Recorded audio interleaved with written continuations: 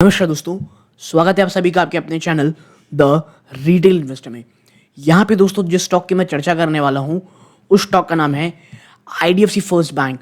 और इस एक स्टॉक में आप ये कह सकते हैं आईडीएफसी फर्स्ट बैंक में कि जो निवेशक है, स्पेशली रिटेल निवेशक, वो बहुत बहुत ज़्यादा डिसअपॉइंटेड है, वो बहुत ज़्यादा परेशान है, फंसा हुआ है, फ्रस्ट्रेटेड है। मैं ऐसा इसलिए कह रहा हूँ क्योंकि आईडीएफसी फर्स्ट बैंक में जो गुड न्यूज़ है वो तो बहुत ज़्यादा आ रही है, लेकिन इसने जो 100 रुपए के लेवल्स को एक बार छुआ था, वहाँ से जो गिरावट आई उसके बाद स्टॉक कहीं भी जाने का नाम नहीं ले रहा है। मैं ऐसा क्यों बोल रहा हूँ, अभी आपकी स्क्रीन में दिख रहा होगा, पिछले 6 महीनों में दोस्तों स्टॉक, बल्कि 1 साल चलते हैं, इसने 100 के आसपास हाई बनाया। इसका 52 वीक हाई आप देखेंगे 98.40 है। तो 100 रुपये से थोड़ा सा मैं कहूँगा नीचे, ऑलमोस्ट 100 रुपीज़, वहाँ से ये स्टॉक आप देखिए तो आपको 20% ज़्यादा दिख रहा है। बट उसका हाई लगाया ना इसने, उससे अगर आप डालेंगे नज़र तो स्टॉक आप देखें तो ऑलमोस्ट आपको 26.88, यानी आप कह सकते हैं मोटा मोटी 30% की आपको गिरावट में ये मिल रहा है। और बात ये है कि स्टॉक जो इसका सपोर्ट है दोस्तों, ये देखिए 70 रुपये का, वहाँ ये स्टॉक उसी के आसपास बार बार आ रहा है। यानी जो 70 रुपीज़ है ना, वो एज अ रिटेल निवेशक आप समझ जाइए एक बहुत बहुत ही बड़ा सपोर्ट निकल के आ रहा है। तो आईडीएफसी फर्स्ट बैंक जब तक 70 रुपये को नहीं तोड़ देता तब तक कोई बहुत बड़ा इशू मुझे नहीं लगता। लेकिन प्रॉब्लम ये नहीं कि स्टॉक तोड़ नहीं रहा है निचले स्तरों पर, प्रॉब्लम ये है स्टॉक बहुत ज़्यादा ऊपर जा भी नहीं रहा है कहीं।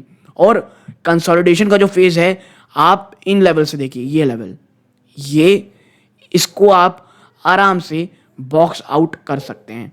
ठीक है, ये कौन से लेवल हैं? ये हैं दोस्तों ऊपरी स्तरों से आप देखेंगे तो ऑलमोस्ट हैं ये 84, और निचले स्तरों पे देखिए 70।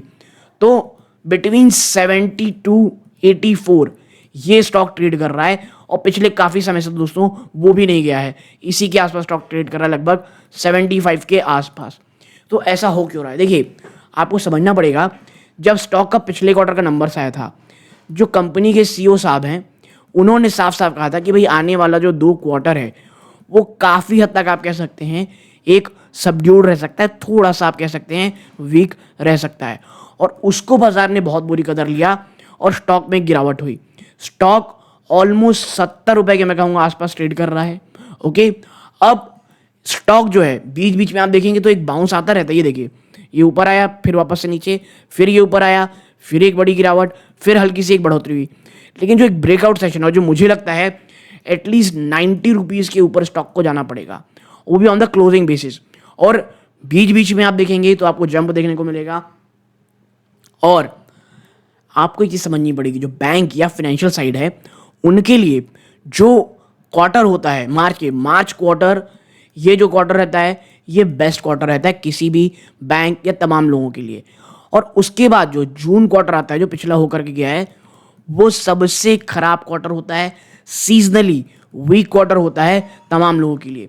और इस बार इश्यूज क्या क्या हुए हैं? पहला चीज़, आपका जो स्टॉक था सीजनली वीक था, इसके साथ ही साथ आपके सेंट्रल इलेक्शन भी थे, इसके साथ ही साथ जो हीट वेव आई उसने जो कलेक्शन एफिशिएंसी है उसे बहुत बुरी कदर घटा दिया। तो ये तीनों ही चीज़ें बहुत ज़्यादा नेगेटिव निकल के आई ओवरऑल स्टॉक के लिए, और आपको गिरावट देखने को मिल रही है। प्लस एनपीएस का जो एक डर सता रहा है सभी बैंकों को, वो बहुत ज़्यादा कॉशियस करता चला जा रहा है बैंक्स को कि भाई बहुत खुल करके हमको नहीं देना है। आरबीआई भी बहुत बार ये बात कह रही है कि भैया थोड़ा सोच समझ के, खास करके जो आप जो कह सकते हैं जो वो वंचित वर्ग के लोगों को आप दे रहे हैं लोन, उसे सोच समझ के दीजिए, कहीं भी आप ये कह सकते हैं इश्यूज ना हो जाए। ओके, ये चीज़ें हो गई। और मैं आपको बताऊंगा इसका जो मैक्सिमम आप स्टॉक को लेके जाएंगे, आप पाएंगे स्टॉक, ये देखिए 95। तो जिस दिन आईडीएफसी फर्स्ट बैंक ये जो है ना ₹100 को तोड़ करके ऊपर निकल गया, ठीक है, क्रॉस कर गया दोस्तों, यकीन मानिए ये स्टॉक यहाँ से काफ़ी शानदार रैली आपको दिखाएगा। और स्पेशली मुझे लगता है आने वाले 3 सालों, इन 3 ईयर्स, स्टॉक एटलीस्ट 150 रुपये तो आपको जाता हुआ दिखाई ज़रूर देगा। इसके साथ ही साथ कंपनी ने एक 2.0 के नाम से एक अपनी रिपोर्ट निकाली है ग्रोथ स्टोरी की, वो मैंने अपने दूसरे चैनल बना रखा है, अमिताभ मिश्रा सर्च करेंगे IDFC first bank Amitabh Mishra, आपको दिख जाएगी। उसमें समझ में आएगा कैसे आईडीएफसी फर्स्ट बैंक एक लॉन्ग टर्म ग्रोथ की यहाँ बात कर रहा है, लॉन्ग टर्म स्ट्रैटेजी की बात कर रहा है। तो भले ही शॉर्ट टू मीडियम टर्म आपको उतनी ज़्यादा शायद रिटर्न ना दे ये स्टॉक, बट मुझे लगता है अगर आपका विजन आने वाले 2 से 3 सालों में है तो भाई साहब काफ़ी अच्छे रिटर्न देगा। हाँ, 70 रुपीज़ नहीं टूटना चाहिए। अगर स्टॉक 70 रुपये के नीचे चला गया, 2-4 दिन सस्टेन कर गया, तो फिर तो एक बहुत बड़ा इशू है जो आपको लिटरली में समझना पड़ेगा दोस्तों। और इसके साथ ही साथ आप देखिए, इन्होंने अभी अभी एक आर्टिकल था जिसके में इन्होंने कहा है that there are 3 major factors that can help bank achieve 13 से 15 रिटर्न ऑन इक्विटी आने वाले 2 से 3 सालों में। ये भी 2 से 3 सालों की बात कह रहा है। अब वो क्या है वो देखिए यहाँ पे कि भाई these liver include expected asset, यानी लोन ग्रोथ जो 20% के ऊपर जाएगी। ओके, आईडीएफसी फर्स्ट बैंक की जो डिपॉजिट ग्रोथ है वो 42% ईयर ऑन ईयर में चल रही है। वो भी कब? जब लिक्विडिटी बहुत टाइट है। देखिए आईडीएफसी फर्स्ट बैंक के पास इतनी शानदार डिपॉजिट ग्रोथ है ना, और ये तब है जब तमाम बैंक्स आप देख रहे हैं कि भैया डिपॉजिट को लेकर के परेशान हैं। बट आने वाले समय में अगर आईडीएफसी फर्स्ट बैंक थोड़ी भी पॉजिटिव, माफ कीजिएगा, ओवरऑल जो बैंकिंग सेक्टर है वो थोड़ी बहुत इशू पॉजिटिविटी दिखाता है, तो यहाँ से भी काफ़ी अच्छी ग्रोथ आपको देखने को मिलेगी। If this is indeed a signal of impending deposit growth trend, greater growth will not be affected by lower deposit growth as is the case of larger peer. This is likely to be significant advantage for the bank. ठीक है, तो ये जो issues है वो इसको परेशान नहीं करेंगे डिपॉजिट के। जो रेट कट्स की हम बात कर रहे हैं ये एक काफ़ी पॉजिटिव होगा बैंक के लिए। क्यों? सिंस जो 60% है ना ऑफ आईडी फर्स्ट बैंक की बुक का वो फिक्स्ड है दोस्तों।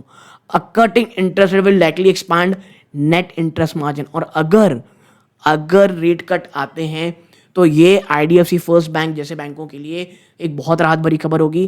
And the bank also has nearly 13,600 crore of legacy of ID first bank limited की बोरोइंग। और एक और चीज़ जो आपको पता होना चाहिए, आईडीएफसी फर्स्ट बैंक में सबसे बड़ा सरदर्द है 13,600 करोड़ ज़्यादा की आईडीसीफी लिमिटेड की इनकी बोरोइंग है दोस्तों। और अगर विच आर हायर कॉस्ट, और ये हायर कॉस्ट इंटरेस्ट है, more than 50% are due this financial year, और 50% जो है ना उनको इसी फाइनेंशियल में पे करना है, लगभग 7200 करोड़ रुपए। और देखिए ये पे करना है, इसीलिए मैं बता दूं आपको इस प्रकार के इश्यूज चल रहे हैं। और जो लो कॉस्ट डिपॉजिट है दोस्तों will replace high cost borrowing, और जो लो कॉस्ट डिपॉजिट्स है दोस्तों उसको हाई कॉस्ट बोरोइंग रिप्लेस कर देगी। And this will reduce interest expenses. And जो ये तमाम फैक्टर है ये नेट इंटरेस्ट मार्जिन को मार्जिनली बढ़ाते हुए आपको दिखाई देगा। ओके, तो ये तमाम चीज़ें आपने ध्यान में रखिए। और आप देखें जो कॉस्ट टू इनकम है, this is the single biggest factor that can impact profitability. तो जो कॉस्ट टू इनकम रेशियो है बैंक की वो अभी थोड़ी ज़्यादा है, बट फाइनेंशियल 25 में आप देखेंगे उसमें 1% गिरावट देखने को मिली कॉस्ट टू इनकम रेशियो, और and should result in around 6% increase in earning. और आने वाले 3 सालों में जेफरीज रिपोर्ट ने साइड किया है कि कॉस्ट इनकम रेशियो ये 7% नीचे आ जाएगा। तो ये एक बहुत पॉजिटिव चीज़ है। और GQG partners most likely betting on the same, और यही कारण है कि भाई साहब GQG पार्टनर ने आईडीएफसी बैंक में इतनी बड़ी खरीदारी की है। ठीक है, और at first bank's about 2.7 million share holder will have much to cheer. तो जैसा कि मैंने पहले कहा है, शॉर्ट टू मीडियम टर्म आपको शायद इश्यूज देखने को मिले, बट अगर आपका विजन 2 से 3 सालों का है तो आईडीएफसी फर्स्ट बैंक में आप आराम से SIP मोड में एक्यूमुलेट कर सकते हैं। यहाँ से मुझे ऐसा लगता है 3 सालों के अंदर एटलीस्ट आपको यहाँ पे 150 रुपये के टारगेट होते दिखाई देंगे। और जिस दिन स्टॉक 100 रुपये के ऊपर चला गया ना सस्टेन में, उसके बाद जो एक रैली होगी वो बहुत तेज होगी।